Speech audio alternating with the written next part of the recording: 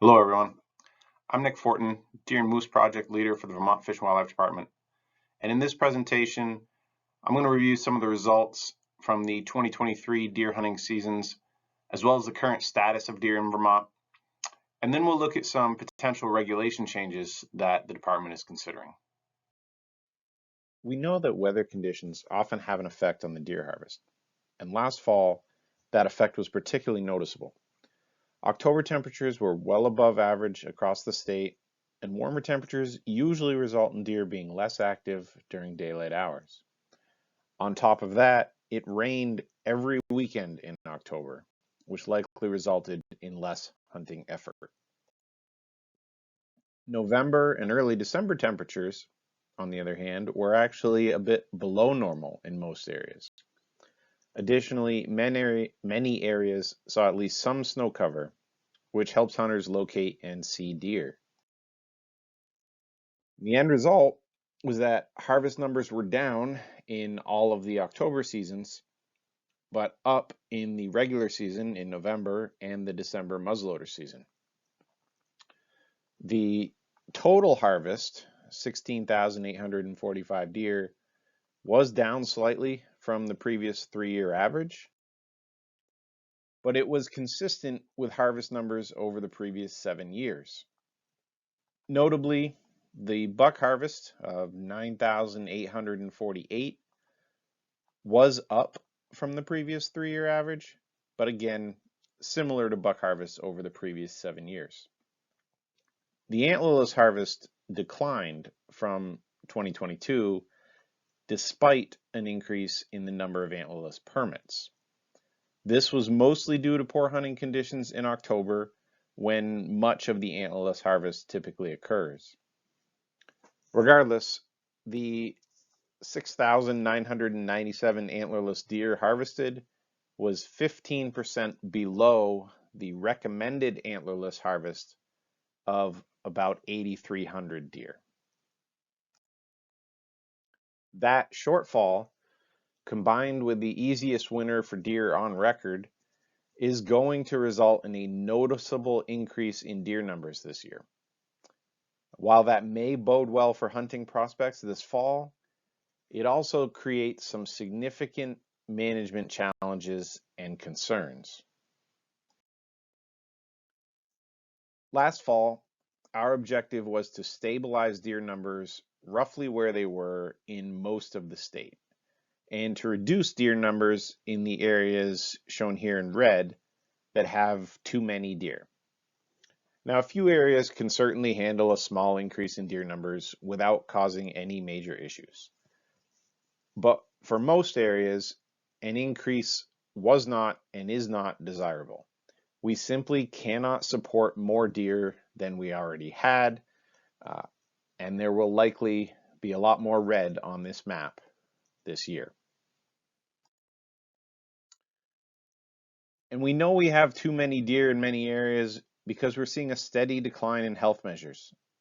So this chart shows yearling antler beam diameters since 1985. Now this is one of the most commonly used measures of deer herd health, and we can see that although there's certainly variability from year to year due to things like winter severity or maybe the abundance of mast crops, we've had a slow, steady decline over the past 30 plus years. This is very clear evidence that we've had and continue to have more deer than our habitat can support in many areas. Now, we're not saying that we have extremely high numbers of deer or that deer numbers have increased substantially. Simply that we have more deer than our habitat can support. And we know our deer habitat quality is poor and probably declining in many areas, largely because our forests are getting older. Today, middle-aged, mature forests, like the photo on the right, dominate most of the Vermont landscape, with limited amounts of both young and old forest. Wildlife in Vermont require a diversity of forest habitat conditions, and young forests, like the photo on the left, provides essential food and cover for many species of wildlife, including deer. The amount of young forest habitat has a significant influence on how many deer an area can support. Even old forests, what some call old growth forests, are more complex and provide more food and cover than the even-aged mature forests that dominate Vermont today. Killing fewer does with the hope of increasing deer numbers isn't going to solve this problem, and in the long term, it's likely to make things worse. So if you'd like to see more deer in your area, work to improve the habitat and advocate for others to do the same. But in the meantime, let's work to keep our deer healthy and keep them in balance with the habitat we've got. Now I'd like to shift gears a bit and discuss some potential deer hunting regulation changes. So when we passed the last big package of hunting regulation changes in 2019, the Department and Fish and Wildlife Board agreed to wait 5 years before making any additional changes. That was to give us enough time to see what effect those regulation changes would have. And so 2024, this coming fall, will be the 5th year under those new regulations. And we are planning to discuss some potential adjustments next winter. To start that discussion, I want to go over a few items that we are already considering, but I also want to be clear that we are not looking to make sweeping changes like we did 5 years ago. So the first item we're considering is whether we should move youth weekend back to the weekend before the regular season, where it was before. So youth weekend harvests have been declining for many years. Much of this is due to a decline in the number of youth in Vermont, not just the number of youth hunters, but all youth in Vermont. However, the number of youth in the population leveled off several years ago. The decline in the harvest has been much more pronounced over the past 4 years since the season was moved 2 weeks earlier. And it turns out this is mostly due to lower success rates with that earlier season timing. In the past, success rates during youth weekend were consistently around 25%. But over the past 4 years, they've been hovering around 21%. Now that may not seem like much, but it equates to about 180 fewer successful youth hunters in 2023, and that would have added almost 20% to our youth weekend harvest. So this decline could be partly due to deer activity, with the earlier timing being before the increased activity that is associated with that rut or pre-rut period in early November.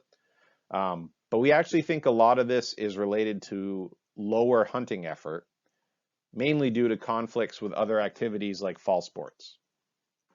So most sports teams are still playing in October, whereas by early November, most of them are done unless they're in a state championship game. So anecdotally, we've heard from many families over the past 4 years at check stations that were only able to hunt one day or part of one day because of a conflict like a football game that weekend. The youth weekend is very important for many reasons, so we would like to address this issue if we can.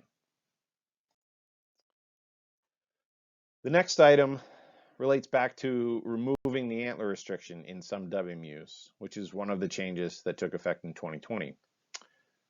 That has worked well in most places, but there are a few WMUs where that may be creating some issues.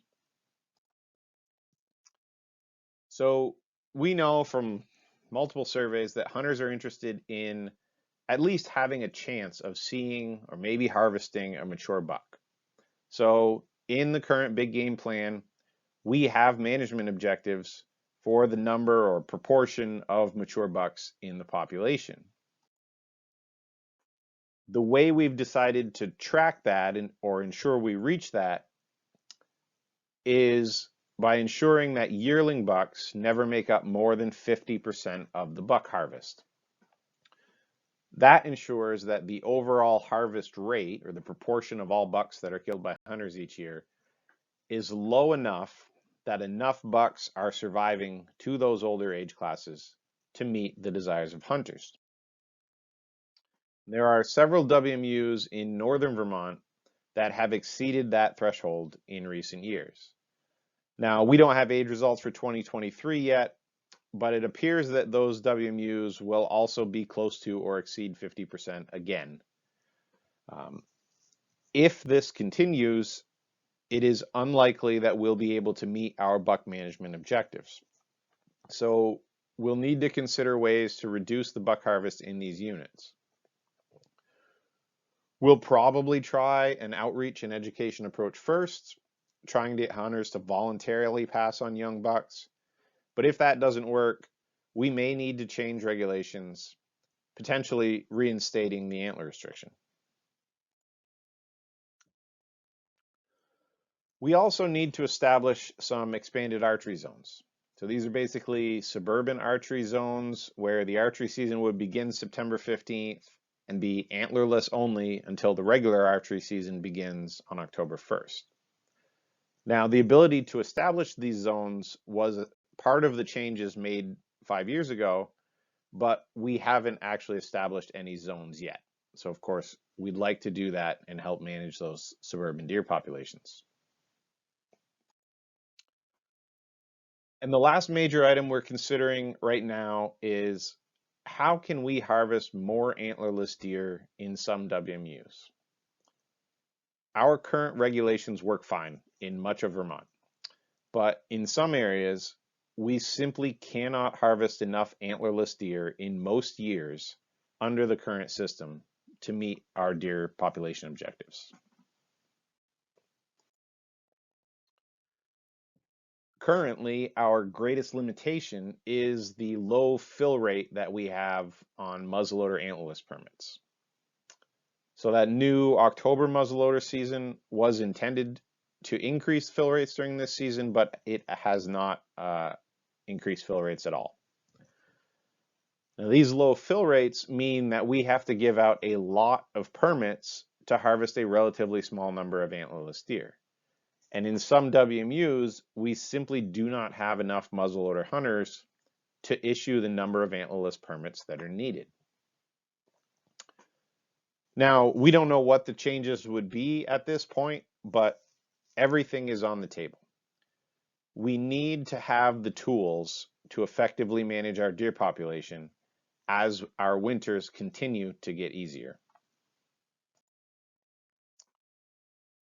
And of course, we also want to consider any other opportunities there may be for improving our ability to manage the deer population and improving the quality of the deer hunting experience in Vermont. For more information on the 2023 deer harvest and deer management in Vermont, visit vtfishandwildlife.com.